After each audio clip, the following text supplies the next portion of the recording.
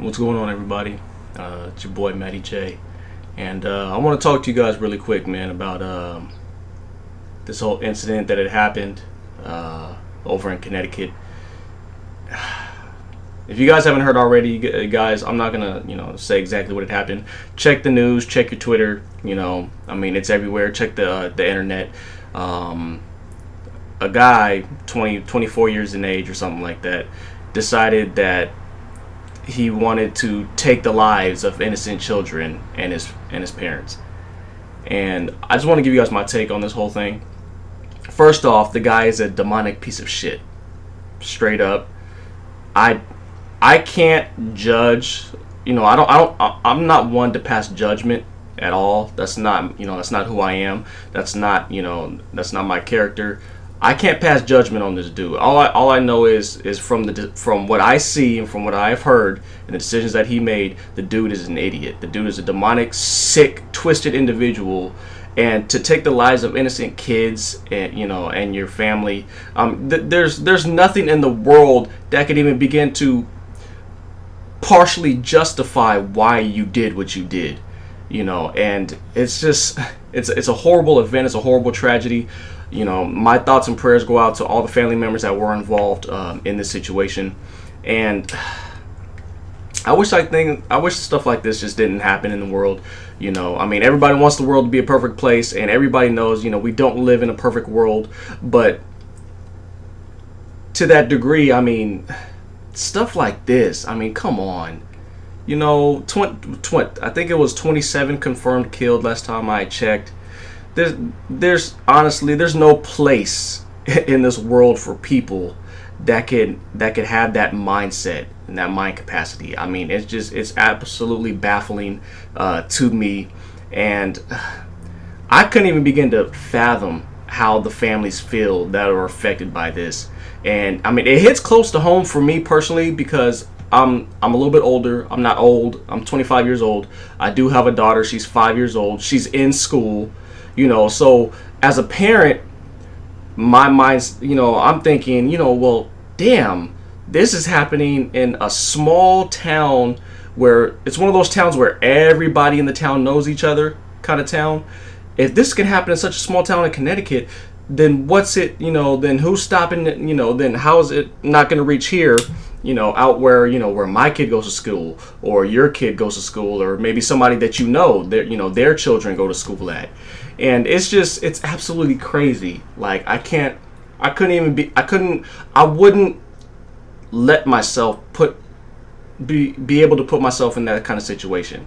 Like, to put myself in those people's shoes and what they're going through, I'm not even going to put myself through that, because honestly, I would just absolutely lose it. I would break down, and it would just be absolutely horrible. But oh my God.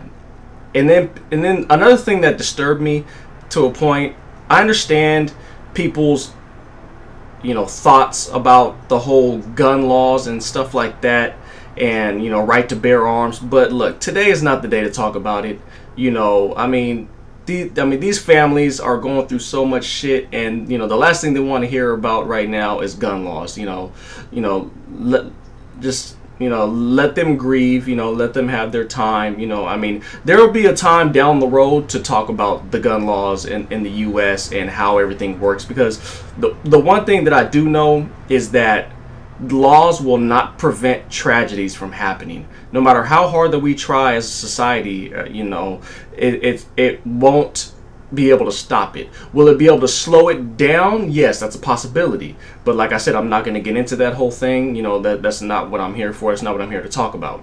I'm just here to talk about my thoughts on the situation. And another thing that I had noticed was that the reporters. Now, I know that as a reporter, it's your job to report. It's your job to provide us, the society, with the news of the incident and things like that. I totally get that.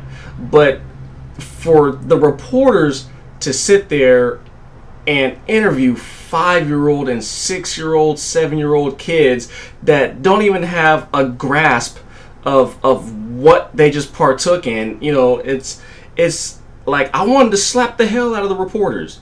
And this has nothing, I'm not going against reporters. I know that you guys are just trying to do your jobs, but pick different people. please. I mean, you know, it's bad enough that the incident happened, but you know, I think that it's just compounding it for them to talk to 5-year-old kids about, oh well, what did you see and what did you hear, this like that. No, the children are already going through enough.